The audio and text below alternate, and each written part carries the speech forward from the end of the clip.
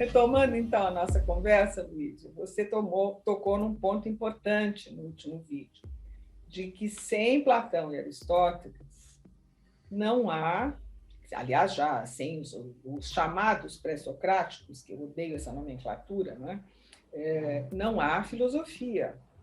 E não há filosofia de maneira nenhuma, porque para já, quando se fala filosofia ocidental, desculpe, filosofia é a ocidental. Há pensamento em outras civilizações, há maravilhosos e respeitáveis, mas o que nós chamamos de filosofia, me desculpem, é filha da Grécia, é filha do Ocidente. E isso ganha um outro estatuto com Platão e Aristóteles. Então, você tocou no ponto certo. Sem isso, não há esse pensamento ocidental, não há essa filosofia. Nós podemos pegar dois pensadores que são do gosto do povo moderno. O Hegel e o Bauman, que ficou famoso praticamente à beira da morte. O que seria desses dois filósofos se eles não tivessem tido uma base grega? Tenho certeza que eles estudaram muito. Muito, Aloysio, não haveria pensamento ocidental, seria zero, um grande zero.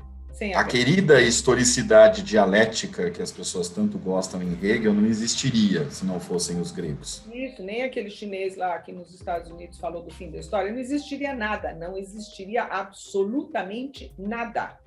Não existiria a ciência. Eu queria saber, fico me perguntando, o que a Igreja Católica, que queiramos ou não, para o nosso bem ou para o nosso mal, foi a depositária da tradição ocidental, está fazendo?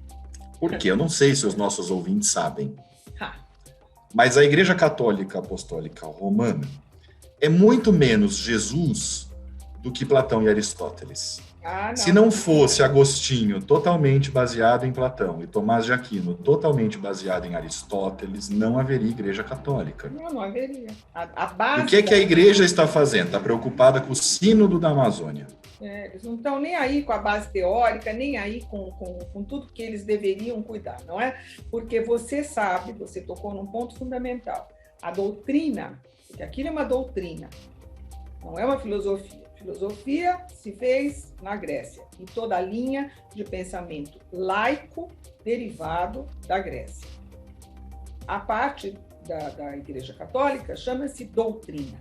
Essa doutrina, porque ela não admite discussão, essa doutrina tem dois pilares, que você lembrou bem. Um é Platão, outro é Aristóteles. Ponto, não tem outra coisa. Inclusive, há uma briga, sempre houve uma briga na escolástica católica entre os platônicos agostinianos e os aristotélicos tomistas. Exatamente, mas o pessoal gosta de dizer que é cristão sem estudar a base teórica. Tomás de Aquino fez um grande favor para a humanidade de traduzir Aristóteles. Não é? Também não foi assim muito honesto, retirou o que não interessava. Mas a poética. A poética. Não, e não só. O que ele fez com a noção de psique e transformando aquilo em alma, não é? Nos 4 reinos, aquilo não foi muito bonito. Mas isso é uma outra discussão. Você tocou num ponto importante. O que é que o Vaticano está fazendo com tudo isso? Então, nós vamos... O que é que o Vaticano vem fazendo desde a metade do século XX?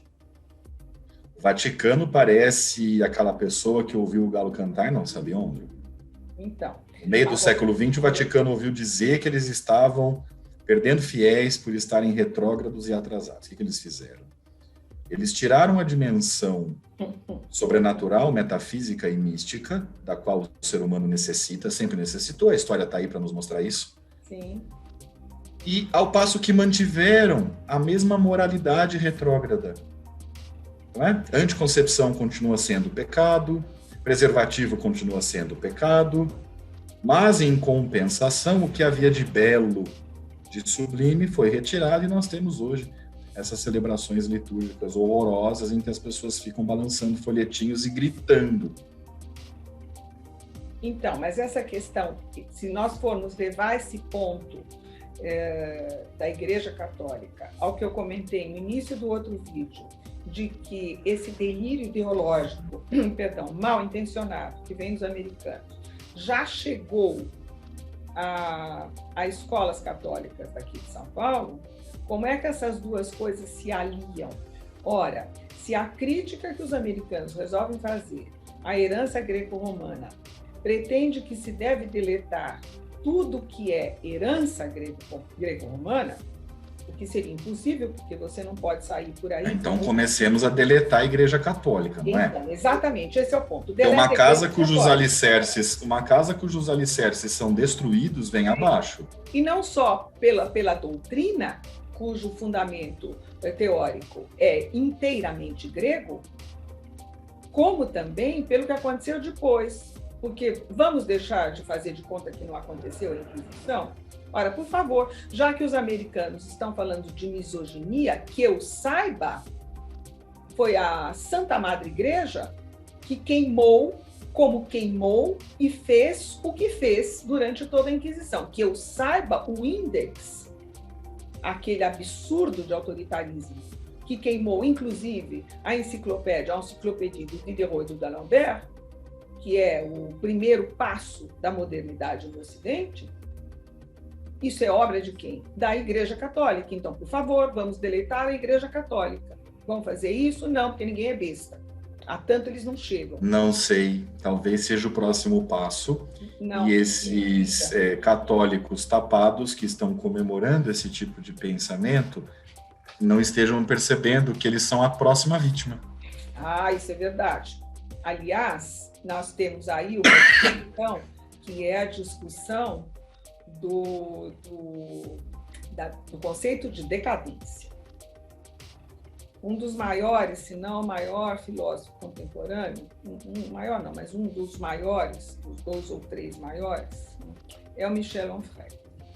Ele escreveu há muitos anos já um livro chamado Decadência. Você sabe disso, nós já falamos sobre isso. Ora, o que é que o Michel Onfray diz, e ele, que é agnóstico, ateu, desse aí o nome que quiser, até os ossos, acaba de dizer de novo que é preciso defender a herança da Igreja Católica, do cristianismo, não é?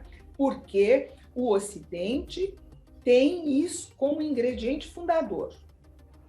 Pois é, e antes dele, você sabe daquele filósofo que eu gosto muito, René Guénon, que em 1927 já dizia isso no seu A Crise do Mundo Moderno, e que não sendo católico, dizia que a igreja precisava tomar uma providência, porque só ela poderia continuar preservando a tradição ocidental como ela vinha até então, e de repente ela achou que isso não era mais importante. Exatamente, e tem um outro pensador importante, que é um judeu americano, que é o Leo Strauss, ou Léo Strauss, como se conhece no Brasil.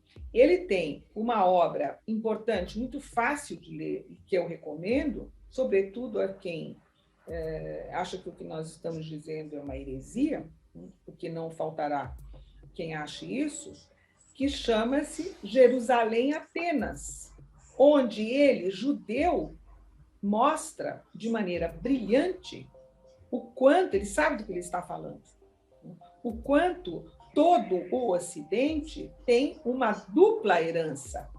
Jerusalém, por causa da religião, dos 3 monoteísmos, não é?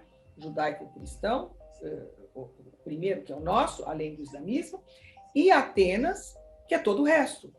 Toda a filosofia, toda a ciência, toda a arquitetura, toda a arqueologia, todo blá, blá, blá, que agora os americanos querem destruir. O Leo Strauss sabe disso.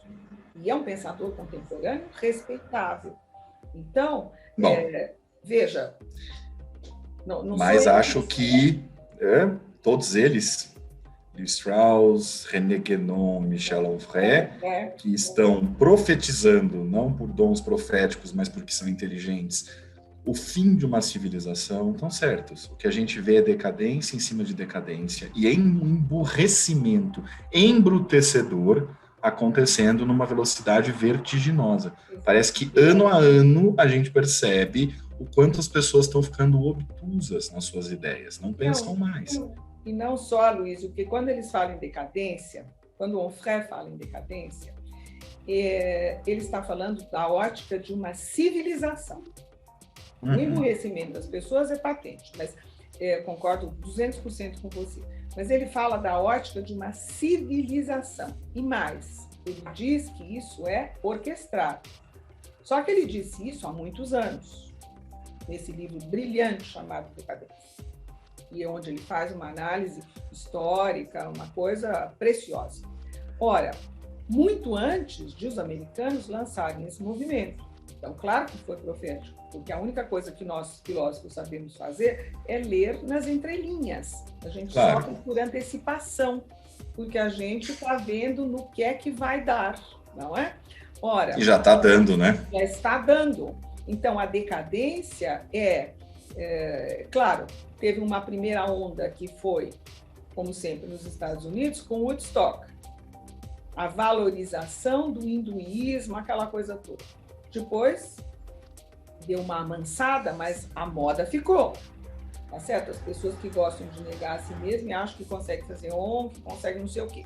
Ora, por favor, vai estudar a sua própria origem antes de andar por aí fazendo que nem sabe o que é. Ora, o que o Onfray diz? A decadência é você negar a si mesmo, negar os seus valores. E disso nós falaremos no terceiro e último vídeo dessa leva, tá bom? Essa nossa leva apocalíptica. Gostei, leva apocalíptica, é bom. Até já, então. Até.